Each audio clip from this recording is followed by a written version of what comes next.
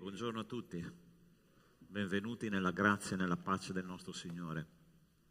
Ti invito, per cominciare il nostro culto, ad aprire la parola di Dio, se tu hai portato la tua Bibbia, se tu hai l'applicazione nel cellulare, non mancare di accompagnare questo versetto di apertura che voglio condividere con te, un versetto che è uno dei miei versetti preferiti, no? Perché è un versetto molto realistico, ma anche molto incoraggiante, no? A volte noi pensiamo che la vita cristiana sia fatta di un tappeto rosso steso davanti a noi e che ci dà tante vittorie. Ma è interessante che ascoltavo questa settimana l'intervista di un grande giocatore di basket, forse uno dei più grandi giocatori di tutti i tempi, Magic Johnson, no? E questo giocatore è stato elogiato da colui che lo intervistava perché era il miglior realizzatore delle stagioni in cui lui ha giocato. E lui ha detto una cosa interessante, ha detto: parte di questa vittoria sono i 3000 canestri che ho sbagliato, ossia sono arrivato alla vittoria perché ho imparato attraverso le tribolazioni, le difficoltà, la sofferenza e gli errori. Tutto quello che io sono oggi è anche grazie a quello che ho sbagliato. Salmo 71, versetto 20, dice una cosa interessante. Dice così: colui, tu che ci hai mostrato molte e gravi difficoltà, tu ci darai di nuovo la vita e ci farai risalire dagli abissi della terra. Allora, la parola di Dio dice: tu ci hai fatto vedere molte e gravi difficoltà. Non dice poche, dice molte. E poi dice anche gravi difficoltà. Ossia, Dio ogni giorno della nostra vita ci accompagna in qualche problema, ok? Se ci fa vedere delle cose che noi a un certo punto diciamo: Signore, adesso come risolvo questa? Quello che ci ha fatto vedere molte gravi difficoltà è lo stesso agente che ci farà risolvere quelle cose, perché dice: ma tu ci farai risalire dagli abissi della terra e ci darai di nuovo la vita. Che meravigliosa promessa che noi abbiamo in Cristo. Noi abbiamo problemi? Alzi la mano chi ha problemi in questa chiesa. Ok? Forse hai dei grossi problemi. Il Signore ti accompagna in questi problemi e poi dice: ma io ti darò di nuovo la vita e ti farò risalire dagli abissi della terra. Se tu sei nel profondo della disperazione, della tristezza, dell'angoscia, dell'ansia, il Signore dice: fatti accompagnare da me, perché io ti risollevo da quella cosa e farò in modo che tu veda di nuovo la luce, che tu sperimenti di nuovo una vita abbondante. Amen, Chiesa. Possiamo alzarci in piedi e pregare che il nostro Dio intervenga nelle nostre vite questa mattina. Il nostro Dio non ha dimenticato e non è sordo al nostro grido. Lui sa di cosa tu hai bisogno. Lui conosce la tua storia, come dice il Salmo 139, prima ancora che una parola esca sulla mia bocca, tu la conosci pienamente. Se io vado dall'altra parte del mare e fuggo da te, tu sei là. Se io sono nell'abisso, tu sei là.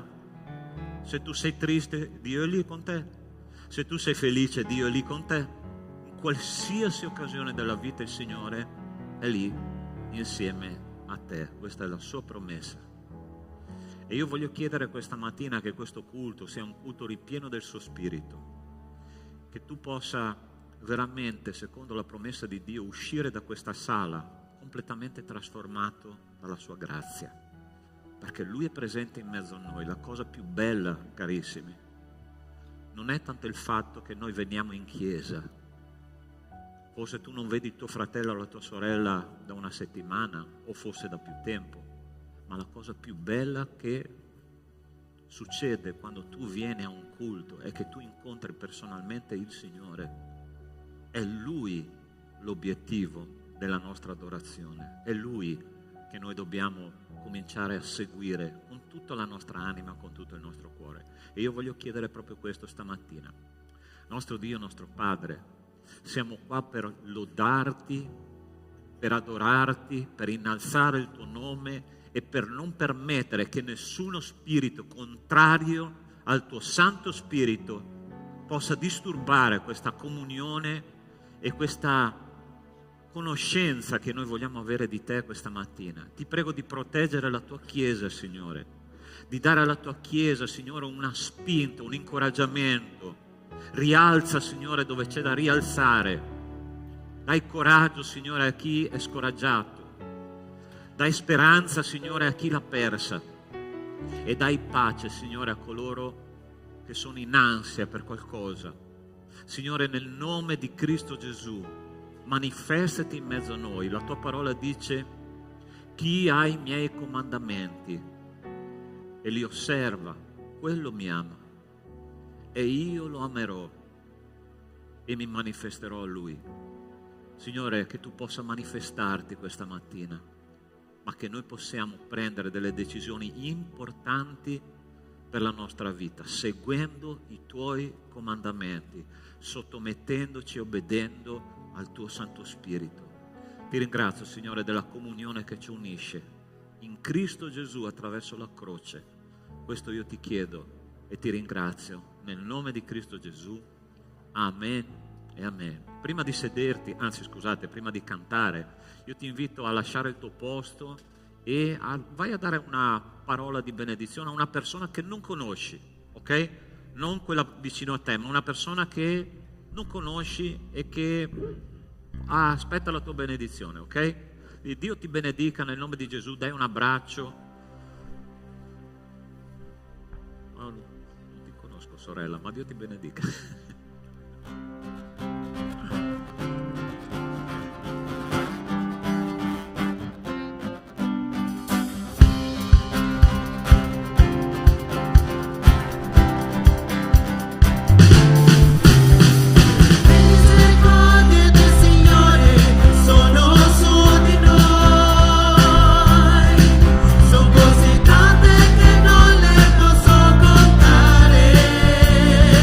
Non sono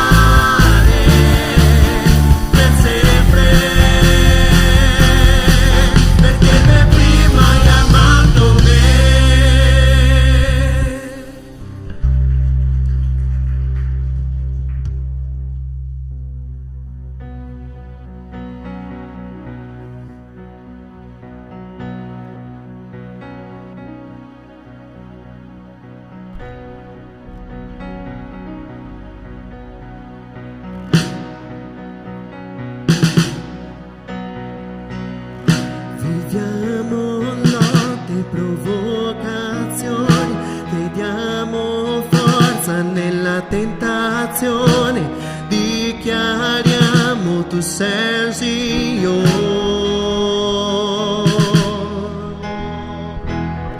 Infermità, danni e dolore, chiediamo cura al Consolatore, dichiariamo tu sei il Signore, il vincitore, il vincitore. Gesù Cristo morì, ma risuscitò e vive in noi.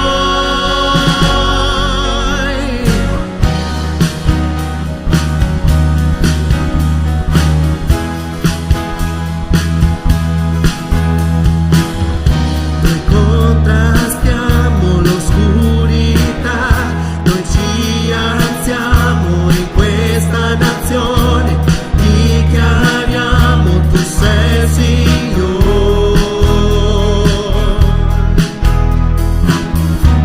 Superiamo oppressioni, ci fanno morti nelle afflizioni, dichiariamo tu sei il Signore,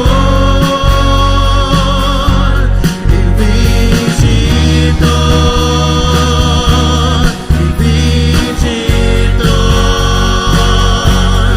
Gesù Cristo morì, ma risuscitò e vive in noi, il vincitore, il vincitore. Sono al fianco del Re, Signore Salvatore, in Lui io sono il vincitore.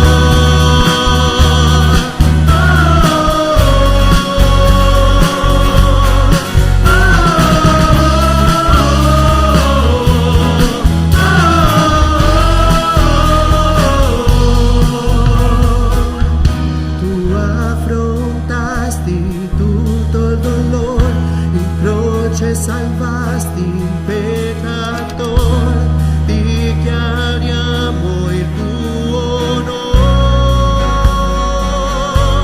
il vincitore, il vincitore. Gesù Cristo morì, ma risuscitò e vive in noi, il vincitore, il vincitore. Sono al fianco del Re, Signore Salvatore, in Lui io sono il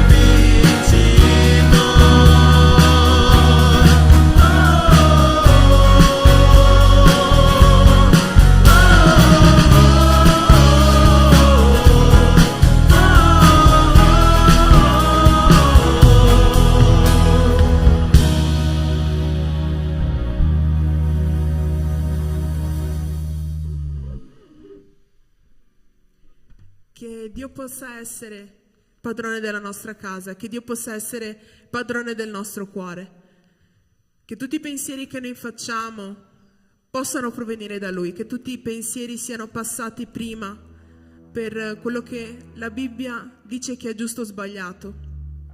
E so che questa è una cosa molto difficile, so che il nostro cuore è profondamente corrotto, so che siamo profondamente corrotti. Però la parola di Dio dice che quando Lui entra in un posto, Lui cambia completamente. E cosa dobbiamo fare noi? Cambiare completamente. Il cambiamento non sarà immediato, il cambiamento non verrà così da un momento all'altro. Il Signore ci chiede di sforzarci. Ogni giorno noi dobbiamo parlare con Lui, ogni giorno noi dobbiamo capire che quello che facciamo è sbagliato, che quello che vorremmo fare è sbagliato. E la prossima canzone dice così: Lui è entrato in casa, Lui è seduto in mensa, Lui ci sta osservando e sa che lo aspettiamo. Organizziamo la casa, profumiamo tutta essa, prepariamo la mensa, il posto a te d'onore. Noi non possiamo cantare questa canzone senza sapere che noi sì, il Signore sì, verrà nella nostra casa. e noi dobbiamo prepararci. Il Signore prima o poi ritornerà e noi dobbiamo prepararci. Ogni giorno noi dobbiamo prendere questa consapevolezza che non è semplice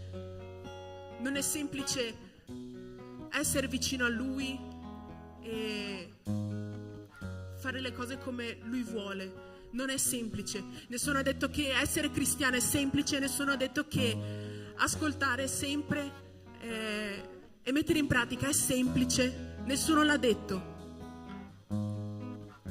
Ma è da questo gesto che noi facciamo, rinunciare a quello che noi vorremmo fare per fare quello che Dio vuole che noi facciamo. Questa rinuncia è da lì che esce veramente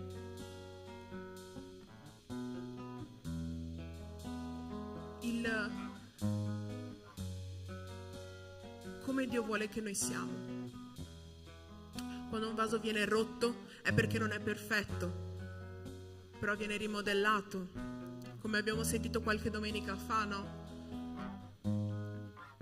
Quando un vaso viene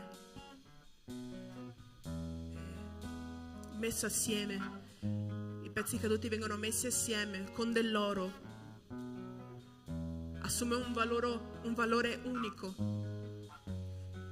Ed è quello che Dio vuole fare con noi nella nostra vita. Vuole che noi ci prostriamo a Lui, che noi riconosciamo i nostri errori, riconosciamo il quanto noi siamo sbagliati, per far sì che Lui possa prendere questo vaso, distruggerlo, e farà male, sì, non è semplice, ma che Lui possa rimetterlo assieme con dell'oro, qualcosa di molto prezioso, e che noi possiamo essere nuovi, avere una nuova mente, un nuovo cuore, pronto per quando Dio ritornerà. Cantiamo, organizziamo la casa, prepariamo tutta essa, prepariamo la mensa, il posto a te d'onore. Amen.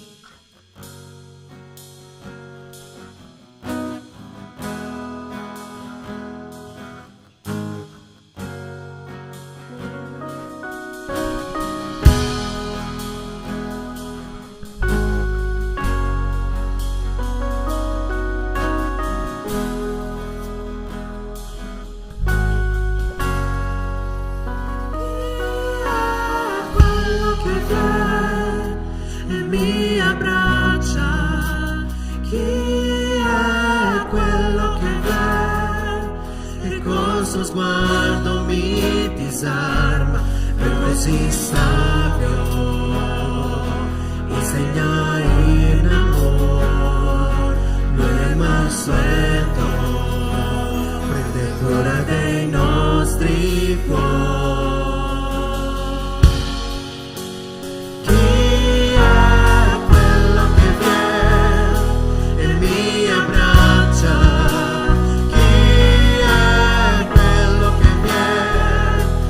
Col suo sguardo mi disarma, così sabio insegna in amor, non è mansueto, prende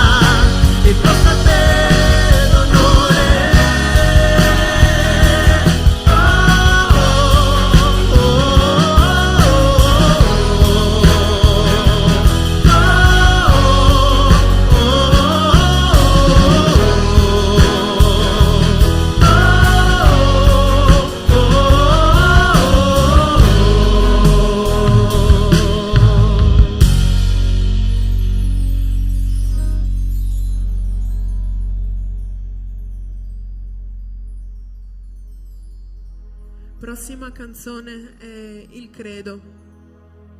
L'abbiamo appena cantato. Organizziamo la casa, profumiamo tutta essa, prepariamo la mensa, il posto a te d'onore.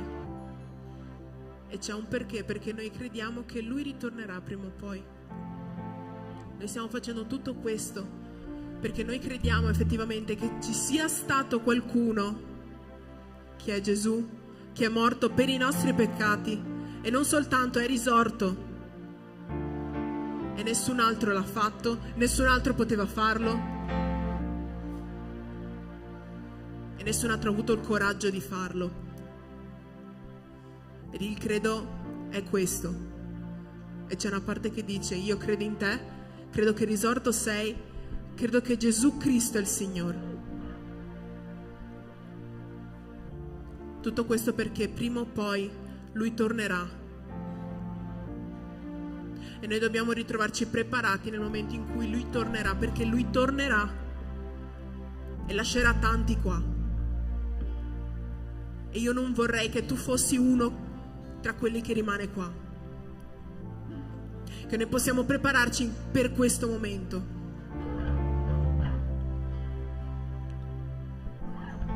Prego che noi possiamo, nel mentre che Lui non è qua, vivere il cielo in terra, vivere un rapporto personale con Lui, capire di più la Sua parola ed essere vigili. Cantiamo.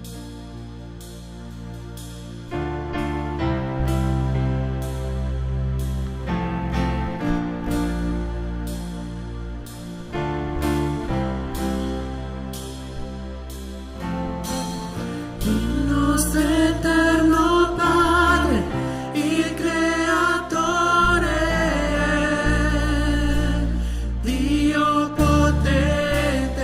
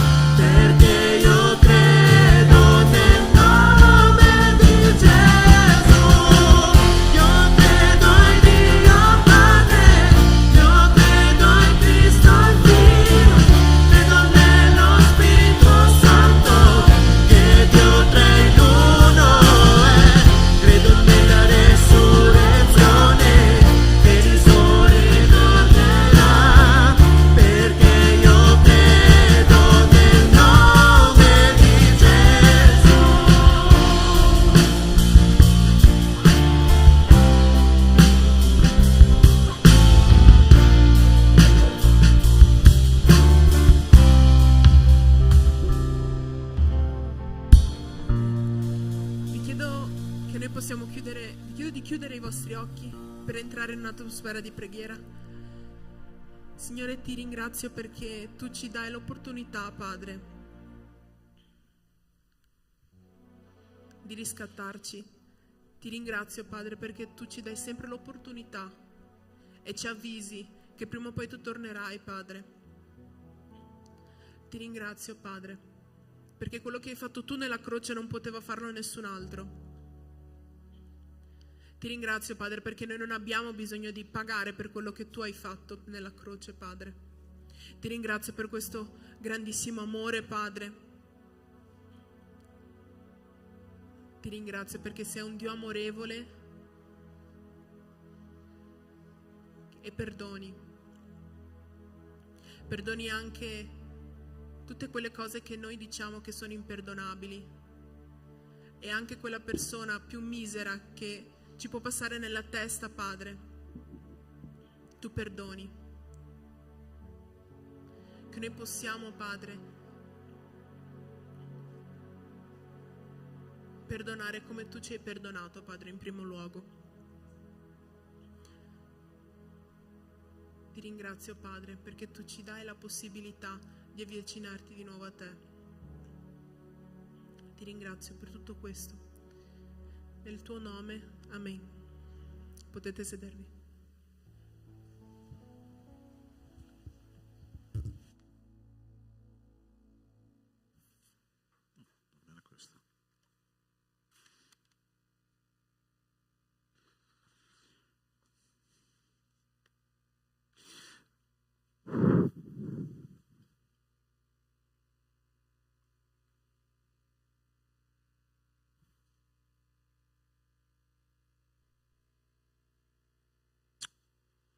Ok, carissimi, siamo arrivati quasi alla fine dell'avventura che noi abbiamo meditato praticamente da gennaio, venire adesso. Sono 11 mesi che predichiamo, meditiamo sul libro di Atti degli Apostoli, no? E siamo arrivati al capitolo 27 del libro di Atti degli Apostoli. E oggi noi impareremo alcune cose molto importanti per la nostra vita pratica cristiana, con questo principio che nelle tribolazioni c'è la cura improbabile del Signore. Perché improbabile? Perché Dio ha molti modi e soprattutto dei modi anche creativi, no? Per aiutare i Suoi figli nei momenti di crisi. La crisi, è interessante questa parola crisi, no? Nella lingua cinese la parola crisi è ha la stessa radice della parola opportunità, no? Bellissima questa definizione, ossia quando c'è una crisi c'è una opportunità di crescita. Ma ovviamente ci sono sempre delle battaglie quando c'è una crisi, soprattutto delle battaglie spirituali. Noi non dobbiamo mai dimenticare, e questa è una parte importante della nostra meditazione stamattina, che quando noi entriamo in una crisi Dio vuole una crescita in noi. Ossia, la crisi è un'opportunità di crescita. Ma ovviamente ci sarà sempre il nemico che cerca di mettere dentro di noi delle domande oppure delle affermazioni che ci faranno allontanare dal modo di pensare di Dio. E quindi noi vedremo stamattina cosa succede specialmente nella testa di un credente quando arriva il momento della crisi finanziaria, crisi coi figli, crisi in un matrimonio, crisi personale, crisi nella salute. Le crisi prima o poi arrivano, ossia le crisi nella parola di Dio vengono chiamate tribolazione. Gesù non ha mai mentito, ha detto nel mondo avrete tribolazione, ma mi piace sempre quando c'è la parola ma nella parola di Dio, ma abbiate coraggio perché io ho vinto il mondo, ossia l'ho vinto per voi e insieme a voi. Paolo Apostolo stava andando a Roma, era stato imprigionato e stava andando a Roma perché era stato giudicato degno di essere giudicato addirittura dall'imperatore. e stava navigando verso Roma. E dice così la parola di Dio. Quando fu deciso che noi salpassimo per l'Italia, Paolo con altri prigionieri furono consegnati a un centurione di nome Giulio, della corte Augusta. Saliti sopra una nave di Adramito che doveva toccare i porti della costa d'Asia, salpammo avendo con noi Aristarco, un macedone di Tessalonica. Il giorno seguente arrivammo a Sidone e Giulio, usando benevolenza verso Paolo, gli permise di andare dai suoi amici per ricevere le loro cure. Paolo era un prigioniero e questo centurione di nome Giulio era una persona ovviamente di guerra, perché i centurioni sono delle persone molto dure, molto forti, che erano scelte, e c'era una scuola durissima a Roma per formare i centurioni, ma attraverso quella persona improbabile Dio ha aiutato l'apostolo Paolo, ossia gli ha permesso, usando benevolenza, dice la parola di Dio, di ricevere le cure dai suoi amici. Dio si prenderà cura di te nelle tue tribolazioni, ok? E vogliamo meditare su questo, ma prima voglio pregare perché il Signore possa parlarci. Nostro Dio, nostro Padre, io ti ringrazio e ti benedico perché questa mattina, Signore, tu ci dirai delle cose importanti che hanno a che fare con la vita pratica, la vita di tutti i giorni, le nostre tribolazioni, i nostri dubbi, le nostre ansie, le nostre difficoltà, le nostre sofferenze, Signore, ma la tua parola ci assicura al 100% che tu ci manderai il tuo aiuto nel momento giusto, con la metodologia giusta, con lo strumento che tu hai scelto. Signore, che noi possiamo attraverso questa meditazione sconfiggere tutte le nostre insicurezze, tutti i nostri dubbi e tutto quello, Signore, che viene contro la tua parola, noi lo riprendiamo nel nome di Cristo Gesù. Aiutaci a credere in te senza riserve. Amen. Allora, una delle prime domande che noi ci facciamo quando arriva il momento di crisi è: perché a me succede questo? Perché proprio a me? Hai mai detto questa frase quando arriva un problema nella tua vita? Perché a me? Allora sta attento. I suoi discepoli, i discepoli di Gesù, entrano nel Tempio. Osserva questa scena insieme a me. Entrano nel Tempio e vedono una persona cieca dalla nascita.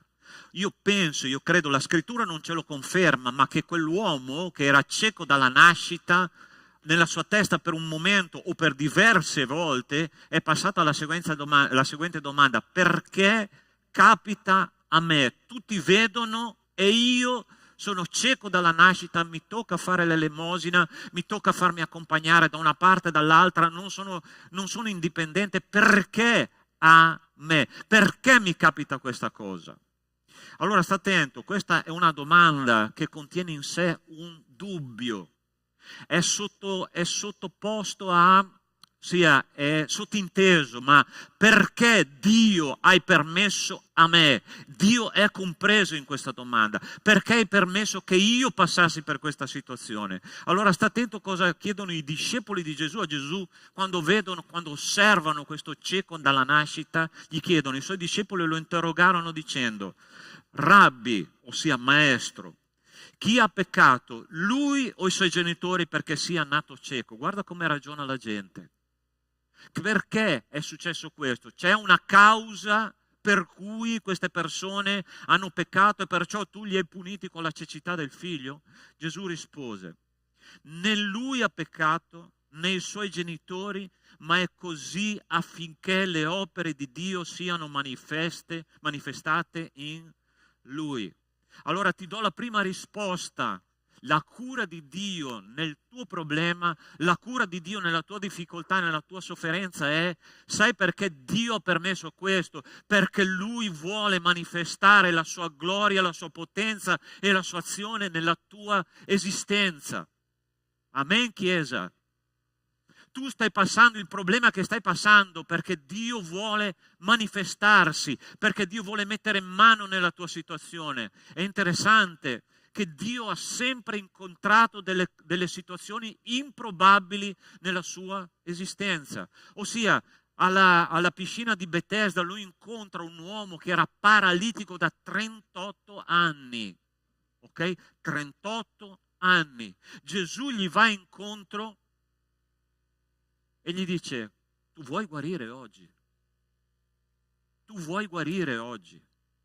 E io penso che nella mente di quell'uomo, non c'è scritto biblicamente parlando, ma io mi immagino come essere umano, di essere insieme come mentalità con quell'essere umano che dopo 38 anni malato dice: ma Signore, ma sei arrivato solo adesso, dopo 38 anni?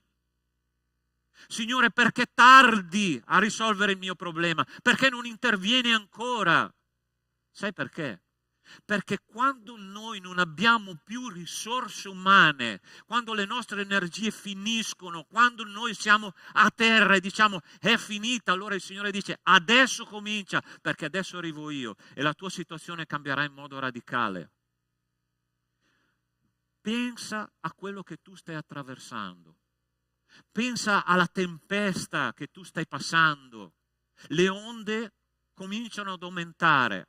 La disperazione arriva, i problemi aumentano e il Signore dice: tu vuoi guarire, tu vuoi uscire da questa tempesta, credi in me perché io metterò mano. Io dico: adesso tempesta taci, perché parla il Signore. Gloria a Dio per questo, gente. Questo è il nostro Dio. E ti dico una cosa in più. Io vorrei leggere un altro testo insieme a te, che apparentemente sembra che non abbia niente a che fare con quello che ti sto dicendo, ma ha molto a che fare. Dice così la parola di Dio in prima Pietro 5, 8, 9. Siate sobri, vegliate, il vostro avversario il diavolo va attorno come un leone ruggente, cercando chi possa divorare. Resistetegli, stando fermi nella fede, sapendo che le medesime sofferenze affliggono i vostri fratelli sparsi nel mondo. Sai che cosa vuole il nemico fare quando tu passi un momento di crisi, di difficoltà? Vuol farti sembrare e pensare che tu sia un caso irrisolvibile di cui Dio si disinteressa. E la parola di Dio ci dice: guarda che le stesse sofferenze si compiono nel mondo. E sai perché Dio a volte permette che la situazione si prolunghi, che la situazione non si risolve esattamente quando tu vuoi? Perché Lui vuole che quando tu risolverai quel problema, quando Lui interverrà nella tua vita, tu possa parlare a altre persone che stanno passando per lo stesso problema. E vuole che tu testimoni come Dio ti ha usato con potenza e con grazia attraverso la gloria che Lui ha manifestato in te.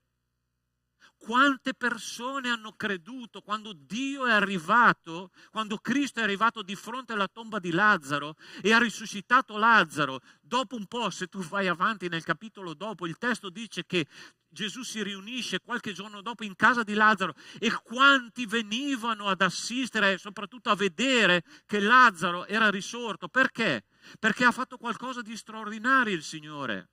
E quando noi percepiamo che la mano di Dio entra nella nostra vita, risolve il nostro problema, cura la nostra malattia, che qualsiasi essa sia, che sia fisica, spirituale o psicologica, noi possiamo testimoniare che esiste un Dio vivente.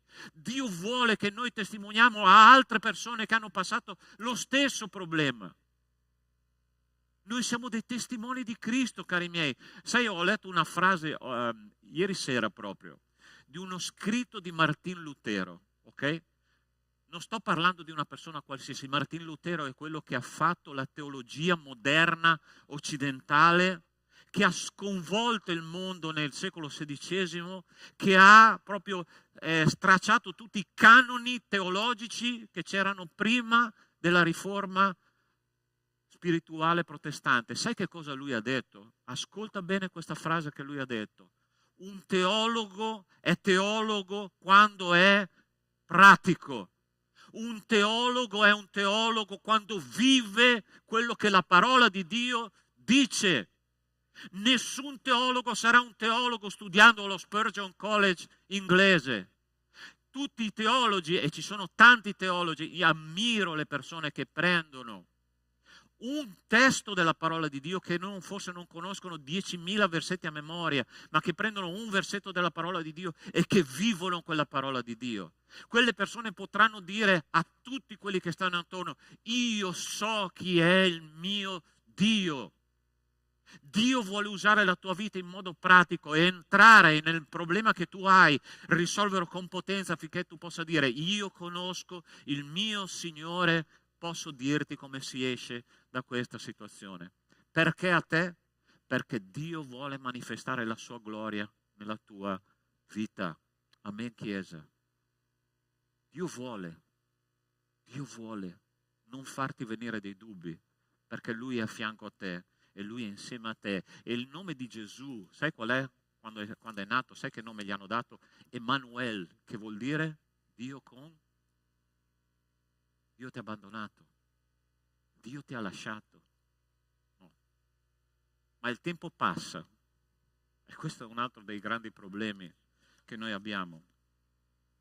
Quando noi abbiamo un momento di crisi, noi entriamo in una battaglia spirituale fortissima. E sta attento, Dio non solo la permette, ma Dio la mette la crisi. E tu entri in una battaglia spirituale, psicologica, mentale.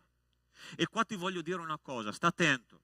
Quando c'è un momento di crisi, il fatto che tu vinca o che tu perda in quella crisi dipende solo ed esclusivamente da una cosa, da come tu pensi a quella battaglia, perché pensare significa agire. Allora sta attento, quando tu cominci a dire questa battaglia spirituale, il nemico è talmente forte che io non riuscirò a sconfiggerlo, tu pensi di vincere con questo pensiero.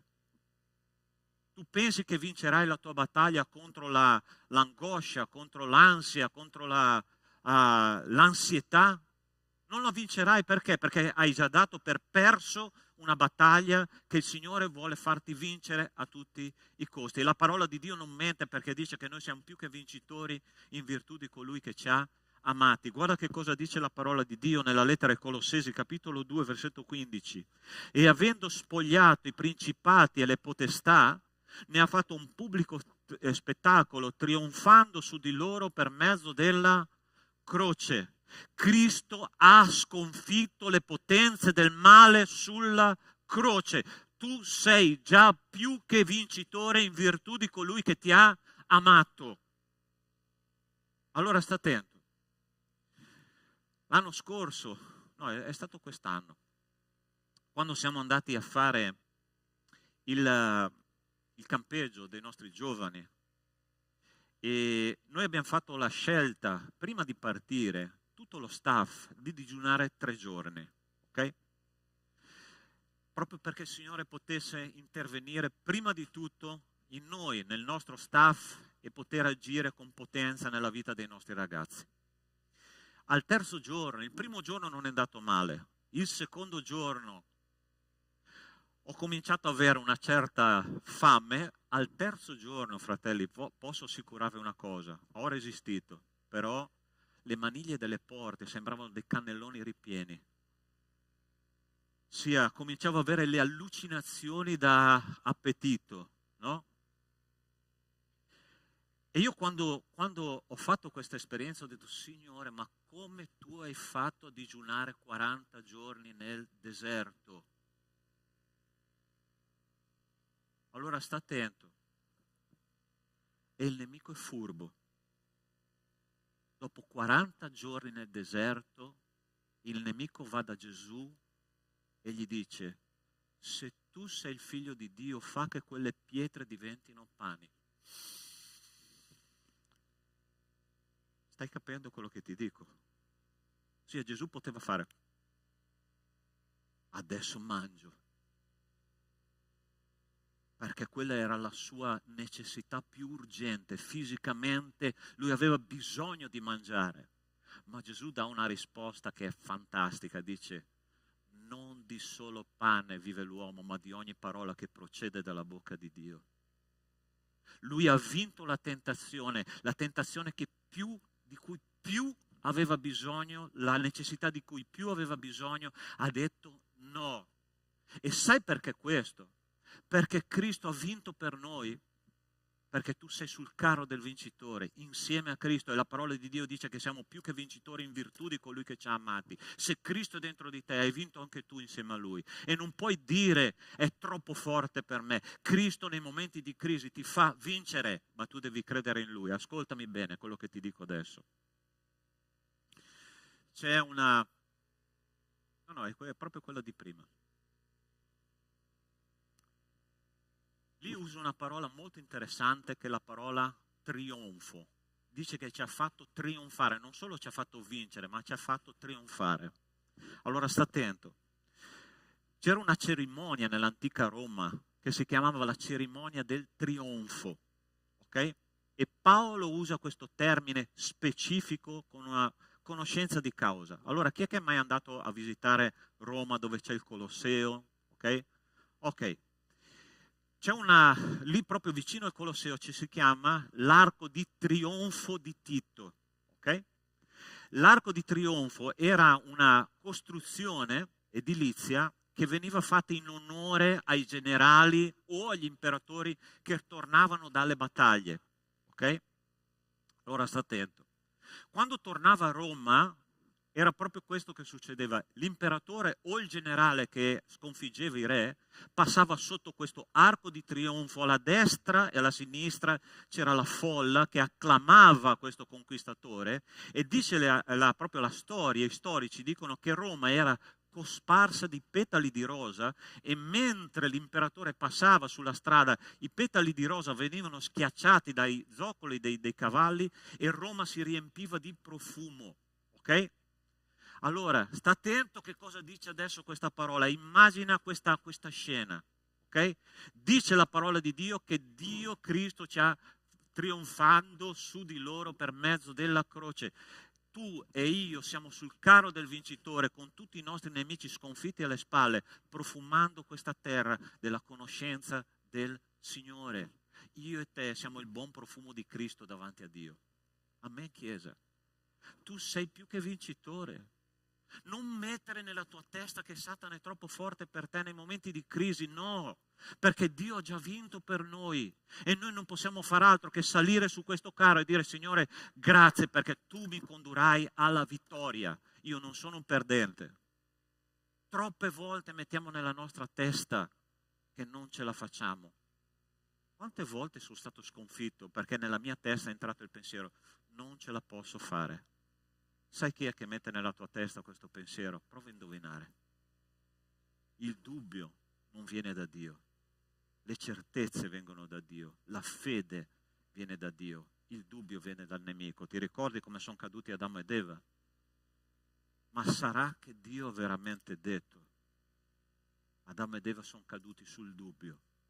Non essere preda del dubbio, perché Dio ti manderà la sicurezza, la croce, è l'aiuto che Dio ti dà nei momenti di crisi. Terza cosa che voglio dirti questa mattina. Un altro dubbio che ci viene nei momenti di crisi è: il tempo passa, ma la situazione non si...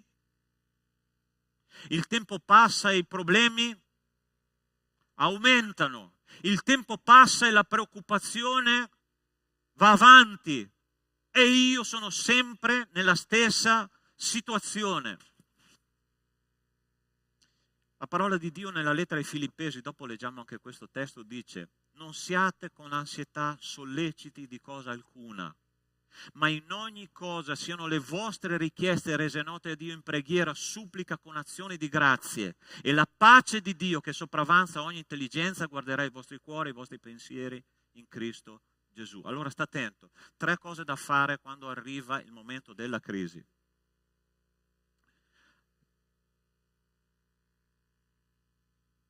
Le vostre richieste siano rese note a Dio. Signore, ho bisogno di questo. Hai mai imparato a essere specifico nella tua preghiera? Signore, ho bisogno che tu risolvi questo problema.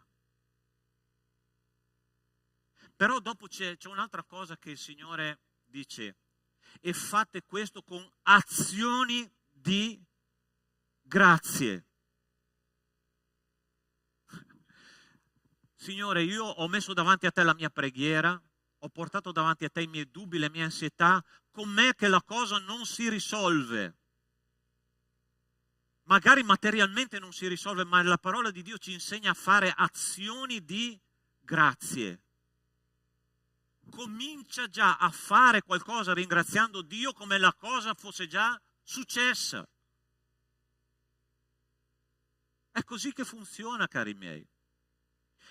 Interessante che c'è una cosa che a me spaventa, non so a te, ma mi spaventa proprio. Io sono spaventato quando Dio sta in silenzio.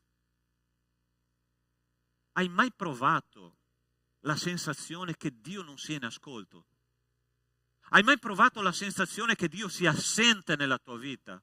Tu dici, Signore, io prego, io faccio, vado in chiesa, vado agli studi, partecipo a tutto, io parlo e ti chiedo, ma tu non mi rispondi. E tutto è fermo. Allora sta attento, c'è la storia che mi ha colpito in modo particolare di una velista, barca a vela, no? Una ragazzina di 16 anni che ha fatto la circumnavigazione del mondo, la prima nella storia dell'umanità, 16 anni, non un veterano della vera, 16 anni. Un'australiana, si chiama Jessica Watson, ok? È stata in mare 210 giorni. 210 giorni, ok? In quella traversata di tutto il mondo lei ha affrontato di tutto e di più, un ciclone, una tempesta che è stata definita la tempesta perfetta, ok? E dopo 210 giorni lei arriva in porto. L'ultima parte poi della sua navigazione è stata drammatica. Dice l'articolo che ho letto che negli ultimi 2 o 3 giorni la sua barca si è capovolta 7 volte. Una volta addirittura le onde erano talmente alte che è stata buttata sotto 4 metri sott'acqua capovolta. Okay? E ovviamente voi pensate una ragazzina di 16 anni affrontare queste tempeste della vita, no? Quando è arrivata in porto, dopo diverse traversie, gli hanno fatto un'intervista. E la cosa interessante che gli hanno chiesto è: qual è stato il momento più drammatico che tu hai vissuto in questi 210 giorni? E la cosa incredibile è che lei non ha detto è stato quando la mia barca si è ribaltata. Lei ha detto quando c'è stato per 1 settimana intera bonaccia, non soffiava un filo di vento. Lì sono andati in una crisi profonda perché nulla si muoveva.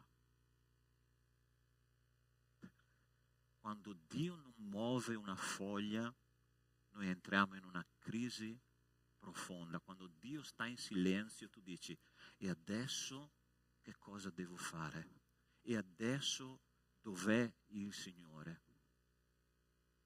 Allora sai che ci sono 3 tipi di silenzio nella parola di Dio. 3. Il primo è un silenzio di disapprovazione da parte di Dio. Dio non rispondeva più a Saul, il re Saul, perché Saul disobbediva continuamente. A un certo punto Dio ha detto: basta, non parlo più con quest'uomo.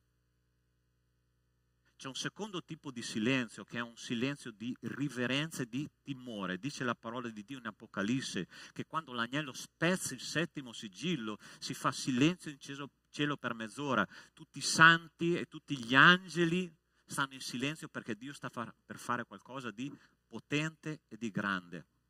Ma c'è un terzo tipo di silenzio che è il silenzio dei veri figli di Dio. Allora sta attento. Salmo 37,4 dice: sta in silenzio davanti al Signore e aspettalo.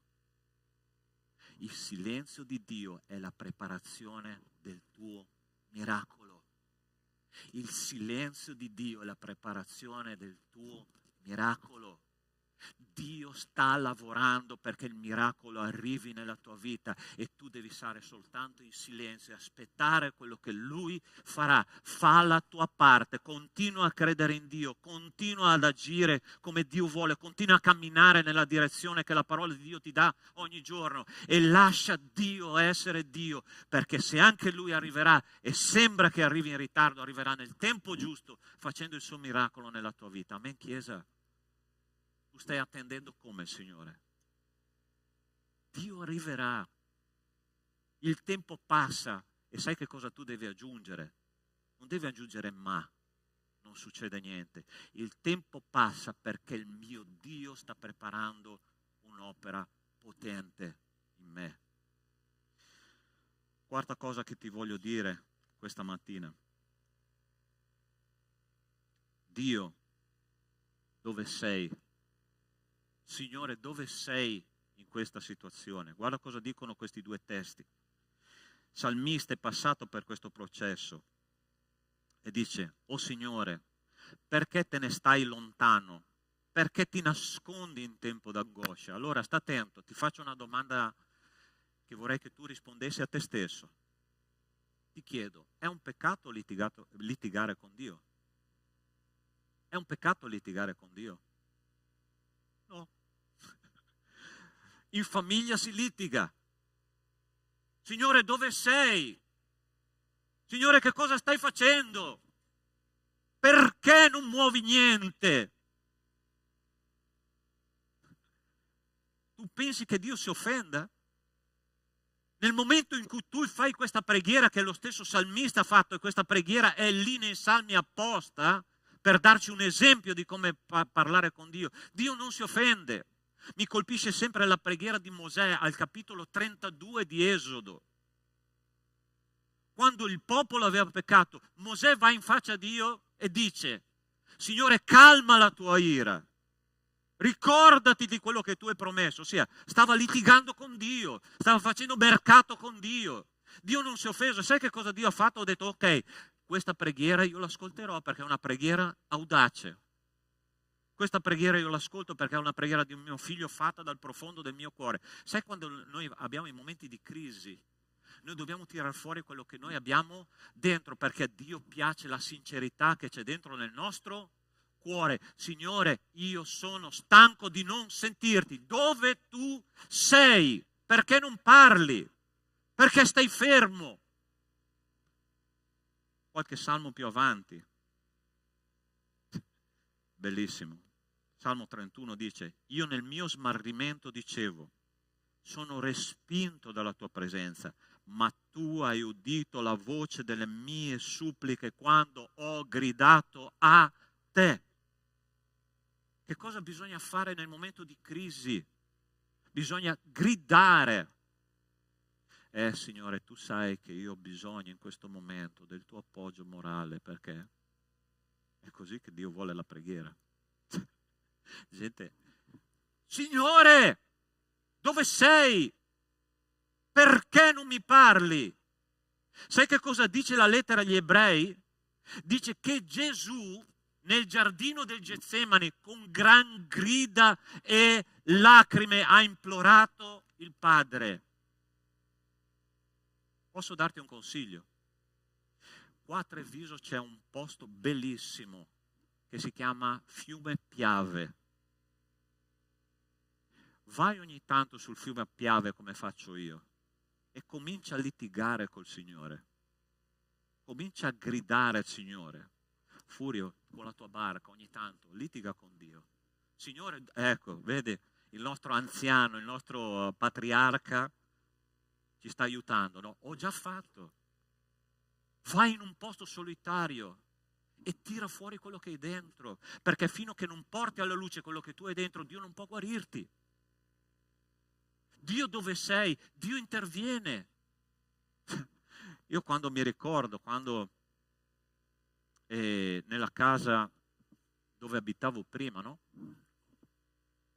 E c'era un cortile abbastanza grande e avevo i figli piccoli. Ogni tanto i miei figli, giocando in giardino, no, nel cortile, urlavano. Ah!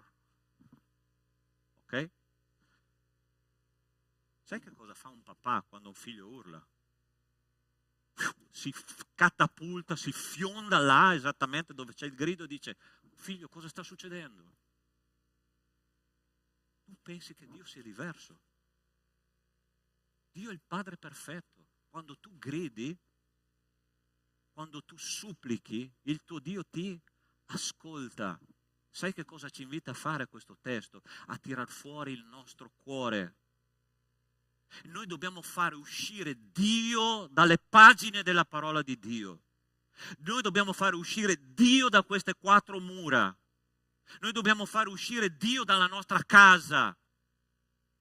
E soprattutto dobbiamo fare uscire Dio dal suo monte santo e intervenire nelle nostre vite con potenza. Ma noi dobbiamo essere sinceri. Signore, dove tu sei in questo momento, e Dio metterà la sua presenza nella tua vita. Percepire la presenza di Dio e non percepire la presenza di Dio non vuol dire che Lui non ci sia. Ci sono volte che noi non percepiamo la presenza di Dio, ma Dio è lì con noi, ma noi dobbiamo gridare col nostro cuore perché Lui intervenga. Il Signore ci aiuta con la sua presenza. Ultima cosa che ti voglio dire questa mattina. Dio ci guarisce e ci aiuta nei momenti di crisi con delle persone improbabili. Dio manderà il suo angelo, una persona incarnata, per aiutarti. Non so se ti è capitato. Ti è mai capitato di andare in un ufficio, di fare un documento, di andare dal meccanico, di andare da persone che neanche tu conosci e quella persona è estremamente gentile con te? E tu dici: ma perché sta succedendo questo? In genere percepiscono il servizio al cittadino come un obbligo che loro hanno verso di te, no? Quindi quando tu vai a chiedere un documento, a fare una cosa, tu sei sempre un fastidio per chi ti riceve. Ma è importante vedere che tante volte le persone che ti ricevono sono estremamente gentili. E tu dici: ma come mai sta succedendo questo in Italia? Sai perché? Perché Dio va davanti a te. Perché Dio ti ama e ti vuole far vedere le cose in un modo completamente diverso. Pastore, ma tu stai parlando di non credenti. Tu pensi che per Dio ci sia un problema, credenti o non credenti? Lui comanda il cuore di tutti. E Lui usa chi vuole, come vuole, per la sua gloria, per il suo onore, per dare piacere ai Suoi figli. Guarda che cosa dice la parola di Dio quando Paolo era in prigione. Sta attento chi Dio ha usato per curarlo e per risolvere il suo momento di crisi. Ed egli li prese con sé in quella stessa ora della notte, lavò le loro piaghe e subito fu battezzato lui con tutti i suoi, poi li fece salire in casa sua, apparecchiò loro la tavola e si rallegrava con tutta la sua famiglia perché aveva creduto in Dio. Sai di chi sta parlando in questo testo, la parola di Dio? Del carceriere di Filippi. Questo era il carceriere che imprigionava Paolo nella prigione più buia di Filippi, e a un certo punto, quando Paolo e Sila, che erano là nella prigione, cantavano inni a Dio a mezzanotte, le prigioni si sono spalancate, le porte delle prigioni si sono aperte, le fondamenta della prigione si sono scosse, e questo aspirante suicida voleva suicidarsi perché pensava che i carcerati fossero fuggiti. Che cosa fa? Chiede a Paolo: come posso essere salvato io e la mia famiglia? E subito dopo lui si converte, prende Paolo, gli cura, gli lava le ferite, gli dà da mangiare. Il carceriere di Paolo, la persona più improbabile che poteva essere in quel momento lì, è stato l'agente di guarigione dell'apostolo Paolo. Allora, stai attento. Dio manderà una persona nel tuo momento di crisi per darti sollievo, per guarirti, per nutrirti nella tua fame di conoscenza del Signore. Un giorno arrivo in chiesa, tanti anni fa, e ero già stato consacrato pastore, ok? E c'era una sorella che aveva particolarmente una attenzione per la vita dei pastori, no? Era una diaconessa della chiesa. E questa sorella è stata veramente una benedizione per me, per il pastore titolare, per tanti pastori che sono passati per quella comunità. E un giorno arrivo in chiesa, tu sai che anche gli angeli mangiano fagioli, ossia tu sai che anche i pastori hanno problemi, giusto? Bene, un giorno io arrivo per questioni mie personali in chiesa molto triste. Se c'è una cosa che tutti riconoscono in me è che io non riesco a nascondere nessun sentimento.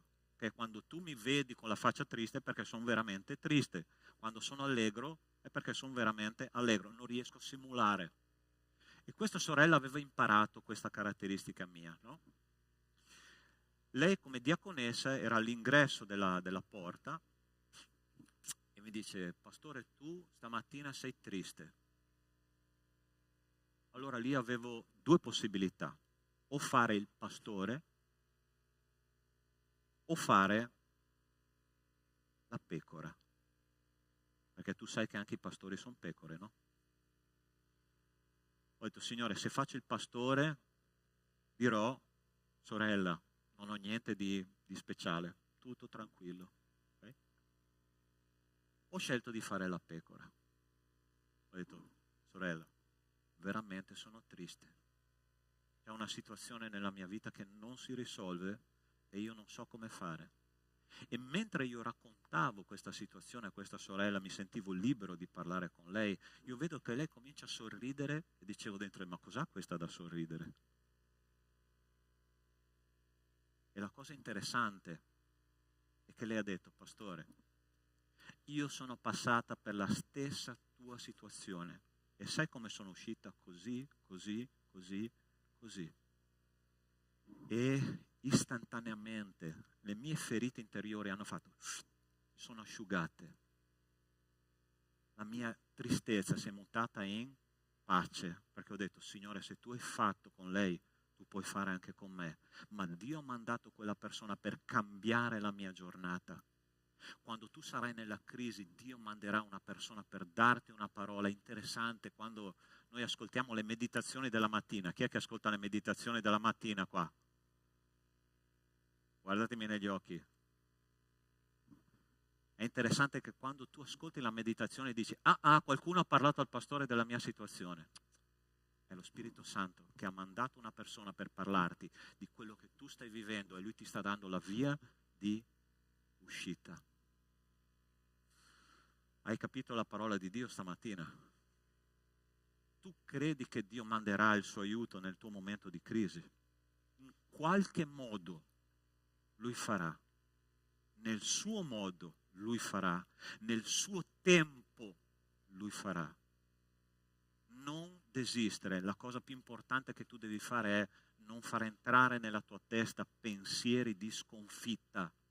Non permettere al nemico di mettere nella tua testa: questa situazione è per la morte, è per una disperazione, è per la distruzione della mia vita, della mia famiglia. No, perché Dio permette ogni cosa per la nostra crescita e Lui nel momento più buio, più di crisi, Lui manderà una soluzione per la tua situazione. Se tu hai capito la parola di Dio, io voglio che tu adesso prenda delle decisioni insieme a me, ok? E voglio chiederti che tu possa chiudere i tuoi occhi in questo momento e pensare alla tua vita cristiana oggi, quello che tu stai attraversando. Ricordati prima di tutto che non sei un caso unico. Tanti stanno passando per quella situazione. Tanti stanno vivendo la tua stessa sofferenza, la tua stessa angoscia. E Dio vuole usare la tua vita per manifestare la sua gloria.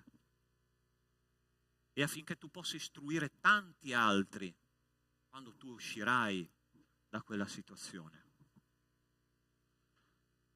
In questo momento io ti chiedo, se tu hai voglia, se tu hai bisogno di rinsaldare il tuo patto col Signore. Forse anche tu ti sei fatto quelle domande: Dio, dove sei? Che cosa stai facendo? Forse anche tu stai dicendo: il tempo passa ma la situazione non si risolve. E allora qua il Signore è per dirti: figlio, metti tutto il tuo cuore nelle mie mani e lascia che io agisca in te. Forse Dio non sta ancora agendo perché tu non gli stai dando fiducia, e tu sai che la parola di Dio dice che senza fede è impossibile piacere a Dio. Questo lo dice la lettera agli Ebrei, capitolo 11. Ma se tu credi che Dio interviene, che Dio, il tuo Dio, è un Dio vivente, allora dai fiducia a Lui. Il tuo papà è qua per dirti: io sono tuo papà, tu sei mio figlio. Sarà che un padre lascia che suo figlio perisca nella prova, si spezzi nella prova? Non è così. Ma io ti chiedo in questo momento, se tu hai pensato e hai sentito che la parola di Dio era per te, io voglio pregare insieme a te e voglio chiederti che tu dia un passo questa mattina. Tu ti possa alzare in questo momento e dire: Signore, io ho bisogno di rinsaldare il mio patto con te. Dio ti benedica, Dio ti benedica, Dio ti benedica, Dio ti benedica là dietro. Amen. Dio ti benedica. Il Signore si prende cura di te. Il Signore è il tuo papà. Non ti preoccupare del tempo che passa, non ti preoccupare di quanto sembra grande la tua prova. Il Signore ha cura delle sue pecore. Lui è il nostro pastore. E io benedico questo Dio grande che noi abbiamo, perché Lui entrerà nella tua sofferenza, ti farà vedere quel miracolo che tu stai aspettando, e tu sarai una testimone potente di quello che Dio può fare nella tua vita e nella vita di tanti altri che passano per la stessa identica situazione. Dio vuole usarti per la sua gloria. Signore nostro Dio, io ti ringrazio per la vita di queste persone che stanno dando un passo di fede. Io ti lodo, Signore, perché io so che tu ci darai la vittoria e la tua gloria sarà manifestata in noi. Usali, Signore, per la tua gloria, usali per la tua opera qua sulla terra, perché noi siamo tuoi testimoni, più che vincitori, in virtù di colui che ci ha amato. Ti ringrazio, Signore, e ti benedico per questa giornata, questa mattina di gloria, perché tu stesso, Signore, ce la darai la vittoria in Cristo Gesù. Amen e amen. Prima di sederti ti chiedo di dare un abbraccio alla persona vicino a te, ok? E digli: forza, coraggio, più che vincitori in Cristo Gesù.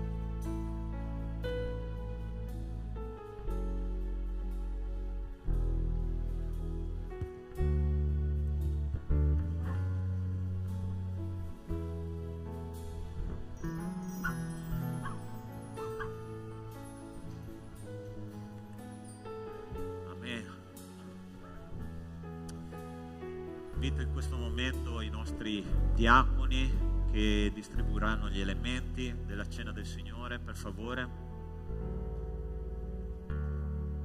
Jonas, Clelia, George e Maria. Ok?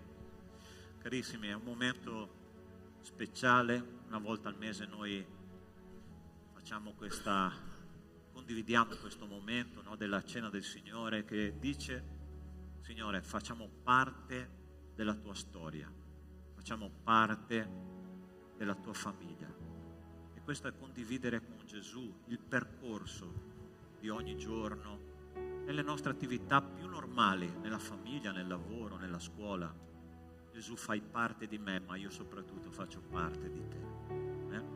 Se tu hai deciso di condividere con i tuoi fratelli la cena del Signore, ti invito ad avvicinarti al tavolo e di prendere gli elementi, poi aspetta che li prenderemo tutti insieme, ok? Prego.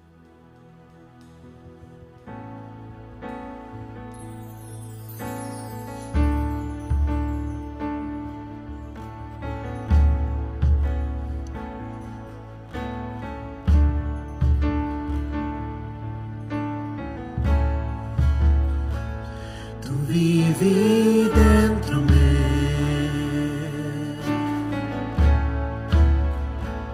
tu vivi dentro me, la tua presenza viva in me.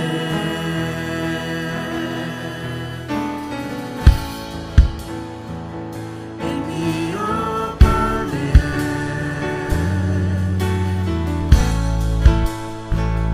il mio pane è la tua parola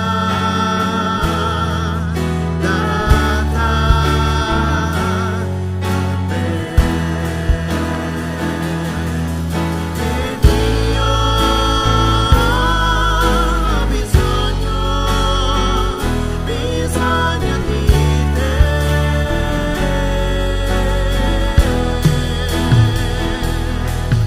Ed io sono perso senza te.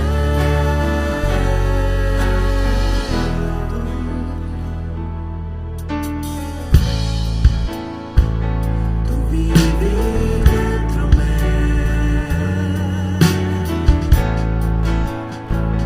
tu vivi dentro me, la tua presenza viva in me.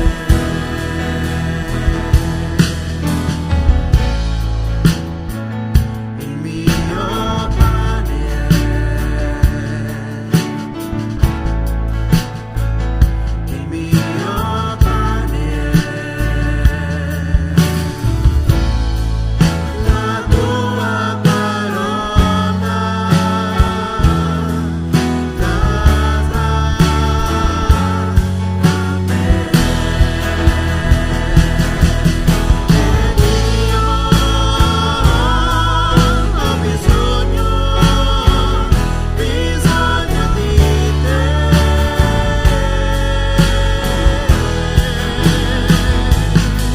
Ed io sono perso senza te.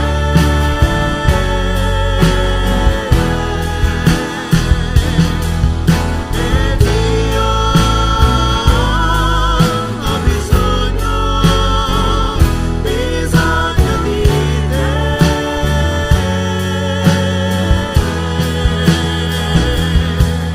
Ed io sono perso senza te.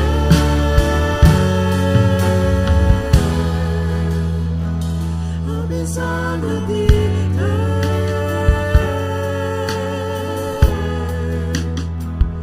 Ho bisogno di te.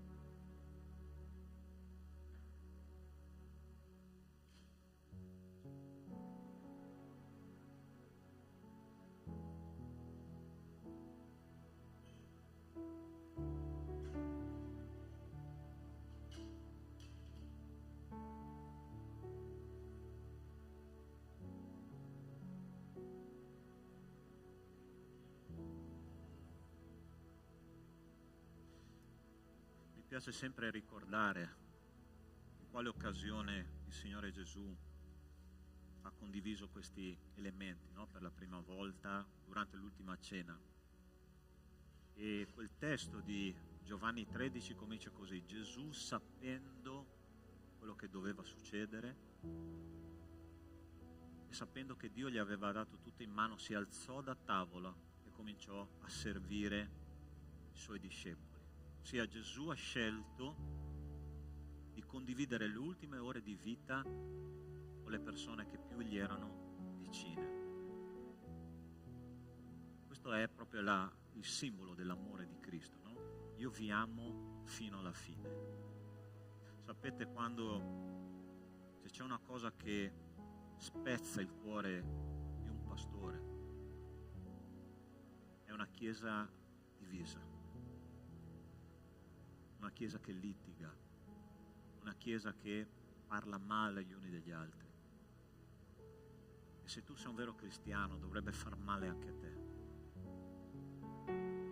Io credo che il Signore a volte ci fa passare per certe situazioni, perché noi dobbiamo imparare ad amare la nostra comunità.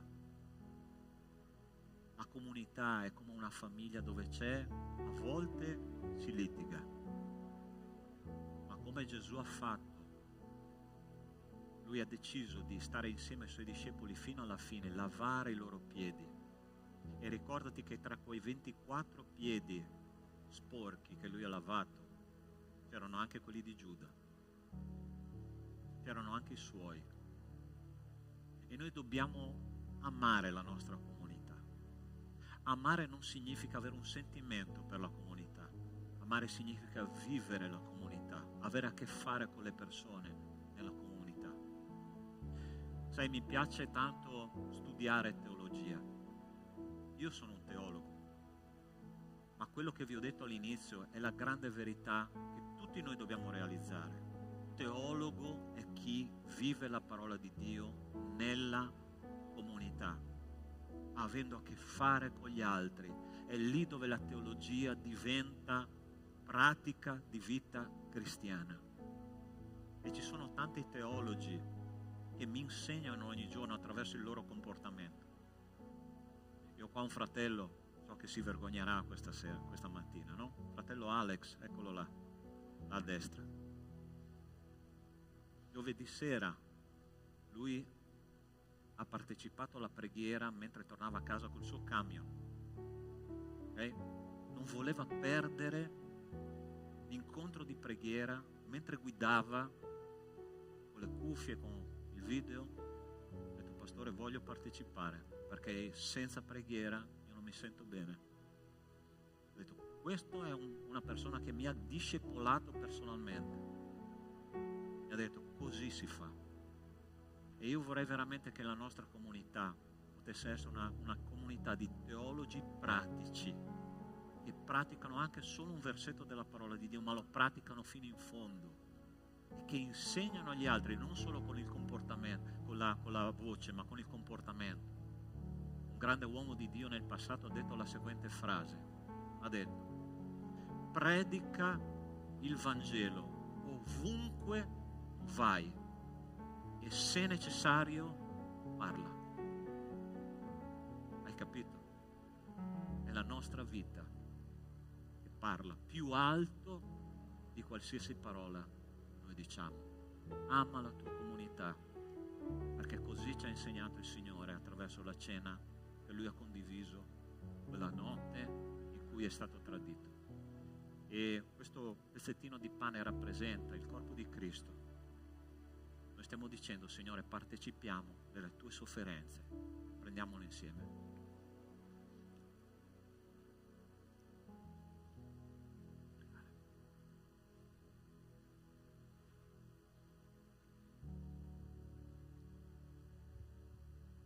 Signore, ti ringrazio per questo momento, Padre. Ti ringrazio perché tu hai dato il tuo...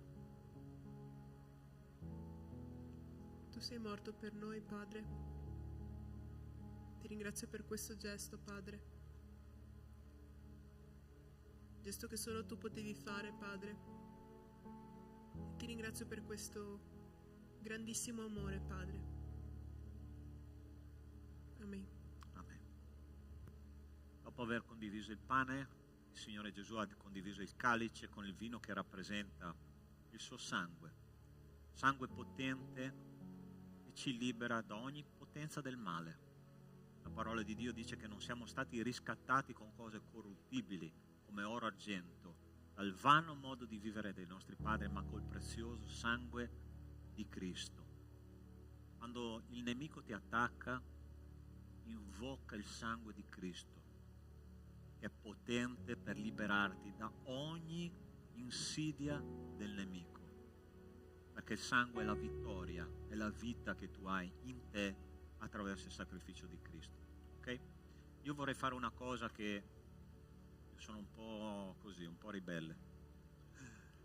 Tutte le volte che c'è questa condivisione, no, del calice, nella parola di Dio c'è scritto che era un calice. Oggi, perché noi abbiamo questa situazione dei batteri che non possiamo condividere da un unico calice, ok, però possiamo fare una cosa, possiamo condividere i nostri calicini l'uno con l'altro e idealmente farli diventare un calice unico. Tu sai dove parte il tuo calice, ma non sai dove arriva, no? Perciò adesso ti invito a lasciare il tuo posto, a condividere il calice con i tuoi fratelli e dare una parola di benedizione, perché il popolo di Dio è un popolo che benedice. Amen? Lasci il tuo posto e condividi il tuo calice con le persone vicino a te.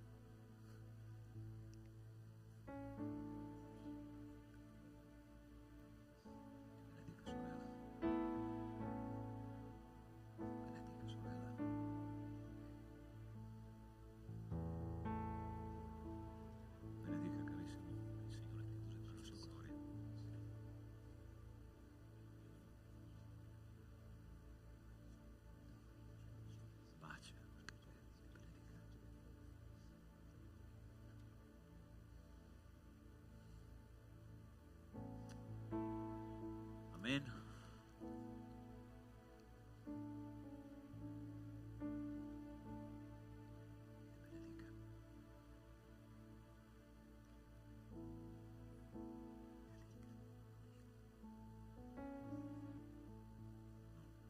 Sì. Ok. Stai sentendo la presenza di Dio in mezzo a noi? Guarda che lo Spirito Santo è una roba meravigliosa. Quando Lui comincia a agire nella comunità e tu cominci a sperimentare la sua presenza, tu vai a casa che sei carico per una settimana. Ma mi raccomando, guardami negli occhi, cerca il Signore ogni giorno, non accontentarti della sniffata spirituale della domenica, ok? Dio è con te ogni giorno, cerca la sua faccia ogni giorno. Amen? Prendiamo insieme il calice. Nostro Dio, nostro Padre, io ti lodo, Signore, per quello che abbiamo vissuto questa mattina. Tante benedizioni, Signore, sono cadute su di noi. Adesso insegnaci, Signore, a investire il nostro tempo e le nostre energie per onorare e glorificare il tuo nome ogni giorno della nostra vita. Nel nome di Cristo Gesù. Amen. Amen. Restiamo in piedi e adesso è il momento delle decime, delle offerte, delle primizie per mandare avanti l'opera del Signore qua sulla terra.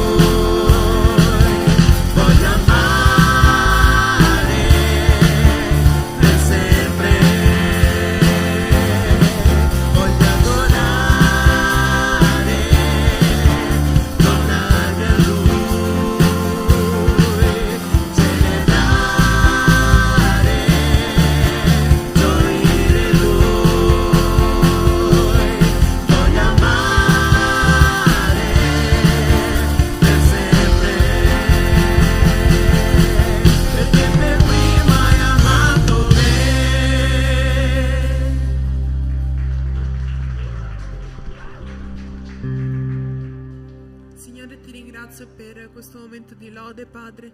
Ti ringrazio perché tu per primo hai amato noi, Padre. Ti ringrazio per questo incredibile gesto, Padre. E ti ringrazio perché tu ci dai modo di affrontare i nostri problemi, Padre. Tu ti manifesti, Padre, che noi possiamo d'ora in avanti, Padre, non soltanto pregarti, ma che noi possiamo implorare, Padre, il tuo aiuto, che noi possiamo gridare e che noi possiamo avere un rapporto personale con te, Padre. Ti ringrazio, Padre, perché tu ci dai l'opportunità di riavvicinarci a te. Ti ringrazio per tutto questo. Nel nome santo di Gesù, amen. Potete sedervi. Possiamo mettere le slide, quelle degli annunci.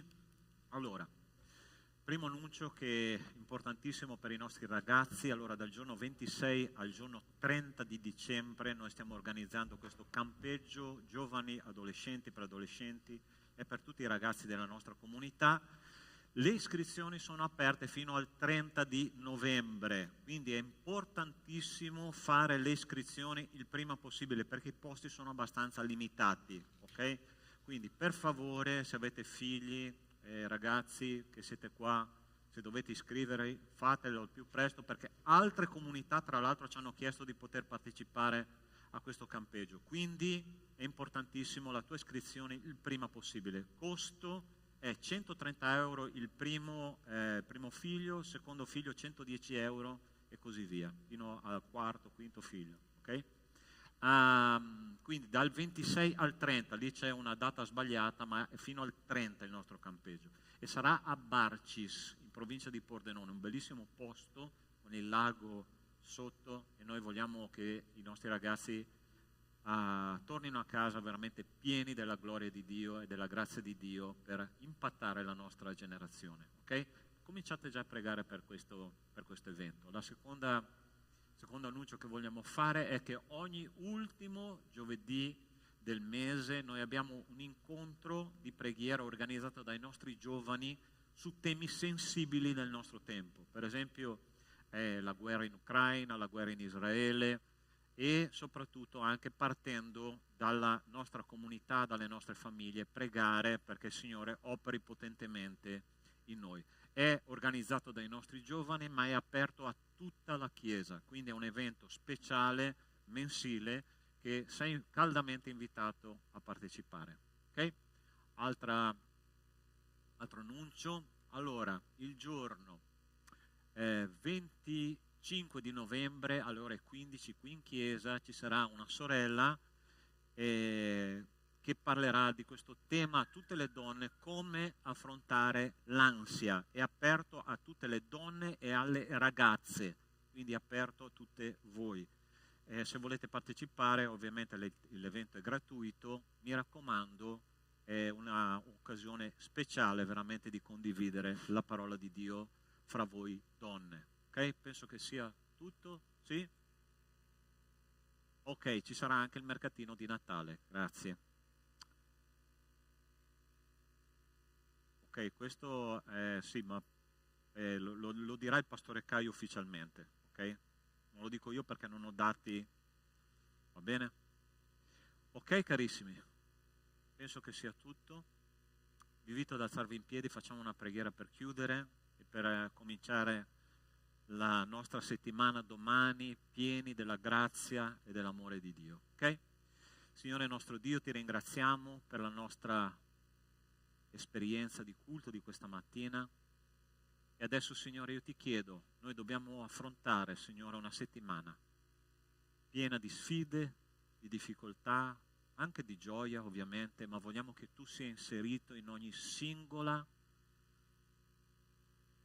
istante, Signore, di tutto quello che vivremo.